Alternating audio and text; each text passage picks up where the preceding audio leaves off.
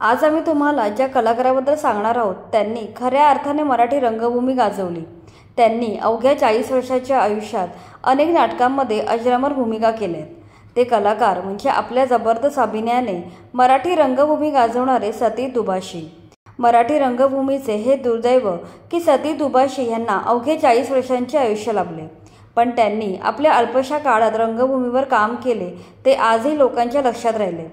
चला तर त्यांची संपूर्ण जीवन कहाणी पाहूया। सतीश दुभाषी यांचा जन्म 14 डिसेंबर 1939 साली कारवारला झाला। कारवारचे दुभाषी हे नाटककार होते। त्यांनी अनेक नाटके लिहिली। त्यांना ऋग्वेदी ही पदवी मिळाली होती। सतीश दुभाषी हे त्यांचे नातू होते। त्यांचे दुसरे नातू म्हणजे आपले लाडके पु ल देशपांडे। सतीश हे दुभाषी यांच्या मुलाचे मुलगे होते, तर पु ल देशपांडे हे त्यांच्या मुलीचे मुलगे होते। नात्याने सतीश दुभाषी हे पु ल देशपांडे यांचे आतेभाऊ होते। पु ल देशपांडे यांच्याप्रमाणे सतीश दुभाषी यांचे बालपण मुंबईतील विलेपार्ले येथे गेले। ते पार्ल्यातील टिळक शाळेचे विद्यार्थी होते। त्यांना लहानपणापासूनच नाटकांचे वेड होते। शाळेच्या स्नेहसंमेलनात ते एकांकिका करायचे। त्यांनी पुढे कॉलेजचे शिक्षण रुईया महाविद्यालयातून पूर्ण केलं। त्यांनी MSc पदवी मिळवली। याचवेळी त्यांनी नाटकातून कामे करायला सुरुवात केली। मामा पेंडसे आणि राजा पटवर्धन यांनी सतीश दुभाषी यांचा अभिनय पाहिला, तेव्हा त्यांनी नाटक क्षेत्रात तुला उज्ज्वल भविष्य असल्यामुळे तू इथेच काम करत राहा असा सल्ला दिला। याच काळात त्यांनी अरुण सरनाईक दिग्दर्शित एका नाटकात काम केलं। पदवीचे शिक्षण पूर्ण झाल्यावर ते ओरियन हायस्कूलमध्ये शिक्षक म्हणून काम करू लागले आणि उरलेल्या वेळात एका खाजगी क्लासमध्ये गणित शिकवू लागले। फिजिक्स आणि गणित शिकवण्यात त्यांचा हात कोणी धरू शकत नसे। पैशासाठी शिकवण्याचे कार्य करताना त्यांनी फावल्या वेळात नाटकेही केली। विश्राम बेडेकर यांचे वाजे पाऊल आपले हे त्यांचे पहिलं व्यावसायिक नाटक होतं। नंतर पुरुषोत्तम दारव्हेकर यांची अबोल झाली सतार हे नाटक केलं। अपघातात हात तुटल्यामुळे सतार वाजवू न शकणाऱ्या कलाकाराची भूमिका सतीश दुभाषी यांनी रेखाटली होती। या भूमिकेतील डगमग पाहून प्रेक्षक कासावीस व्हायचे, एवढा त्यांचा अभिनय जिवंत असायचा। त्यानंतर त्यांची अंमलदार, सूर राहू दे, आनंद, माणसाला डंख मातीचा ही नाटके खूप गाजली। पुढे त्यांनी कन्या सासूरासी जाय, कोंडी आणि चक्रव्यूह ही नाटके केली। कन्या सासूरासी जाय या नाटकातील त्यांचा खलनायक पाहून प्रेक्षक संतापून जात, असे त्यांचे विलक्षण अभिनय कौशल्य होते। नंतर त्यांचे आतेभाऊ पु ल देशपांडे यांनी लिहिलेले ती फुलराणी हे नाटक तुफान चाललं। पु ल देशपांडे यांचे लेखन, त्या सतीश दुभाषी आणि भक्ती बर्वे यांची अभिनयाची जुगलबंदी, त्यामुळे हे नाटक लोकांनी अक्षरशः डोक्यावर घेतलं होतं। भक्ती बर्वे आणि सतीश दुभाषी हे दोघे इतके बेभान होऊन हे नाटक करायचे की नाटक बघताना प्रेक्षकांना विलक्षण समाधान मिळायचे। लोक पुन्हा पुन्हा नाटक पाहायला यायचे। भक्ती बर्वे आणि सतीश दुभाषी हे खऱ्या आयुष्यातही एकमेकांशी लग्न करणार अशीच अटकळ सर्वजण मानत होते, मात्र लोकांची ही इच्छा काही पूर्ण झाली नाही।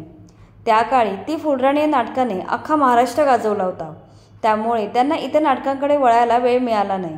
तरीही मधल्या काळात त्यांनी तूच माझा देव, देह देवाचे मंदिर ही नाटकं केली। त्यांनी अरुण सरनाईक यांच्यासोबत हा खेळ सावल्यांचा हे नाटक केलं होतं। त्यानंतर शंदा नवरेंनी लिहिलेलं धुम्मस हे सतीश दुभाषी यांनी गाजवलं। तुरुंगातून पळालेला एक गुन्हेगार अचानक एका घरात घुसतो आणि एका खुनाचा तपास लागतो, असे साधारण कथानक होते। याच नाटकावर पुढे राजेश खन्ना यांचा इत्तेफाक हा सिनेमा आला होता। नंतर त्यांनी नटसम्राट, नेपोलियन, पार्टी, बीवी करी सलाम अशी नाटकं केली। त्यानंतर सतीश दुभाषी यांनी वसंत कानेटकर यांच्या बेईमान या नाटकातील मुजोर धनराजची भूमिका अजरामर केली। या नाटकात प्रभाकर पणशीकर आणि सतीश दुभाषी यांची जुगलबंदी पाहून प्रेक्षक धन्य होऊन जायचे। विशेष म्हणजे या नाटकावर आधारित राजेश खन्ना आणि अमिताभ बच्चन यांचा नमक हराम हा चित्रपट आला होता। यानंतर मंतरलेली चैत्रवेल, माणसाला डंख मातीचा, वाजे पाऊल आपले ही वेगवेगळ्या विषयावरील नाटके गाजली। त्यानंतर सतीश दुभाषींचे आणखी एका नाटकामुळे नाव झाले, ते म्हणजे विजय तेंडुलकरचे शांतता कोर्ट चालू आहे। सुलभा देशपांडे, अरविंद देशपांडे आणि सतीश दुभाषी या दिग्गजांच्या भूमिकांमुळे हे नाटक अजरामर झाले। त्यांनी मोजक्या सिनेमातही काम केले। त्यांचे बाळा गाऊ कशी अंगाई, सिंहासन, चांदोबा चांदोबा भागलास का हे सिनेमे गाजले। विशेषतः सिंहासनमधली डिकास्टा ही भूमिका लोकांच्या लक्षात राहिली। मात्र अभिनयाने रंगमंच गाजवणाऱ्या सतीश दुभाषी यांनी आयुष्याच्या रंगमंचावरून अचानक एक्झिट घेतली। 12 डिसेंबर 1980 साली अल्पशा आजाराने त्यांचे निधन झाले। त्यावेळी ते केवळ 40 वर्षांचे होते। 1970 साली नाटकाचे व्हिडिओ चित्रीकरण होत नसल्याने दुर्दैवाने आजच्या पिढीला त्यांचे असामान्य काम पाहण्याचे सौभाग्य मिळणार नाही. पुरुषोत्तम दारव्हेकर, विजय तेंडुलकर, पु ल देशपांडे, शन्ना नवरे, वसंत कानेटकर या दिग्गज लेखकांच्या शब्दांना न्याय देणारा कलाकार अशी सती दुभाषींची ओळख बनली होती. त्यांच्या निधनामुळे मराठी रंगभूमीचे अतोनात नुकसान झाले. एवढा ताकदीचा अभिनेता रंगभूमीने अचानक गमावला. त्यांच्या निधनाने मराठी रंगभूमीवर एक मोठी पोकळी निर्माण झाली आणि ती पुन्हा कधीच भरून निघाली नाही. तर ही होती सती दुभाषी या असामान्य कलाकाराची जीवन कहाणी. बाकी व्हिडिओ आवडला असेल तर लाईक करा आणि मराठी चित्रपटसृष्टीशी निगडीत अशाच माहितीपूर्ण व्हिडिओसाठी आमच्या चॅनलला सबस्क्राईब करा.